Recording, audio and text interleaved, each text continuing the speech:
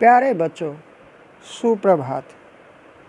हम पहली कविता हम पंछी उन्मुक्त गगन के पढ़ रहे हैं, जिसके आपने कल शब्दार्थ लिखे थे। आज हम प्रश्न उत्तर करेंगे। बच्चों, स्वतंत्रता सभी को प्रिय होती है। कवि शिवमंगल सिंह सुमन ने पक्षियों के माध्यम से बताया गया है कि जिस प्रकार से पक्षी भी पिंजरे में बंद रहना नहीं चाहते और वे पराधीनता को अभिशाप मानते हैं, उसी प्रकार मनुष्य का स्वभाव भी स्वतंत्र रहने का है। बच्चों, हम प्रश्न उत्तर शुरू करते हैं। हर तरह की सुख सुविधाएं पाकर भी पक्षी पिंजरे में बंद क्यों नहीं रहना चाहते? उत्तर है, स्वतंत्रता मनुष्य का मौलिक अधिकार है।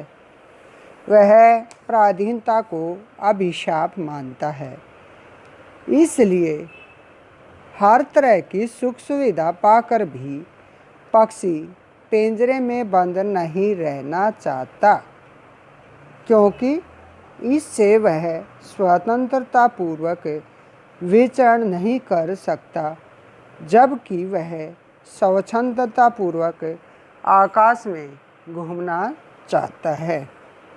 वह कहता है कि यदि मुझे पिंजरे में बंद कर दिया गया तो मैं स्वतंत्र रूप से आकाश में नहीं उड़ पाऊंगा।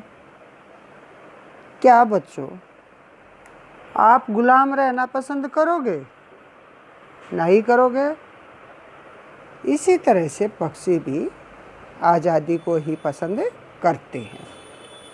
प्रश्न 2, पक्षी उन्मुक्त रहकर अपनी कौन कौन सी इच्छाएं पूरी करना चाहते हैं?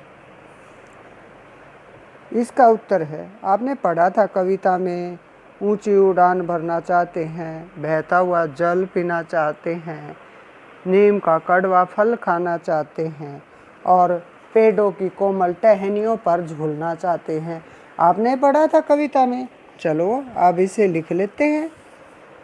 पक्षी उन्मुक्त रहकर खुले आकाश में उड़ान भरना चाहता है। वह निरंतर गतिशील यानी बहता हुआ जल पीना, कड़वी निंबोरियाँ खाना, पेड़ों की कोमल टहनियों पर झूलना अथवा अपनी लाल चोंच से तारे तोड़ना, वह क्षितिज मिलन की इच्छा पूरी करना चाहता है। तो इसमें क्या क्या बताया गया है? आकाश में ऊंचाई तक उड़ना, बहता हुआ जल पीना, कड़वी निंबोलियाँ खाना और पेड़ों की टहनियों पर झूलना।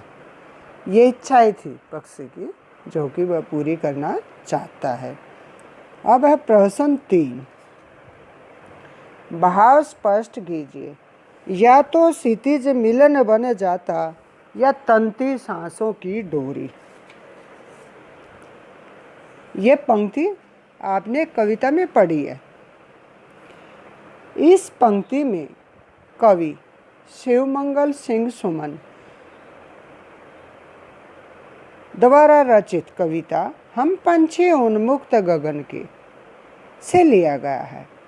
प्रस्तुत पंक्ति में कवि पक्षी के माध्यम से स्पष्ट करता है कि यदि मैं स्वतंत्र होता तो मैं उस उन्मुक्त गगन के असीम क्षितिज से मिलन करने का प्रयास करता। क्षितिज क्या होता है? जहाँ धरती और आकाश मिलते हुए दिखाई देते हैं। इस प्रक्रिया में या तो मैं क्षितिज मिलन से आनंदित हो अपनी इच्छा पूरी कर लेता या फिर मृत्यु को प्राप्त हो जाता। इसमें पक्षी कहता है कि यदि मैं क्षितिज तक नहीं पहुंच पाता तो मैं अपने प्राणों को त्याग दूंगा, अर्थात मृत्यु को प्राप्त हो जाऊंगा। आपने ये 3 प्रश्न उत्तर दिए गए हैं, जिन्हें आप अपनी कॉपी में लिखोगे और याद करोगे। धन्यवाद।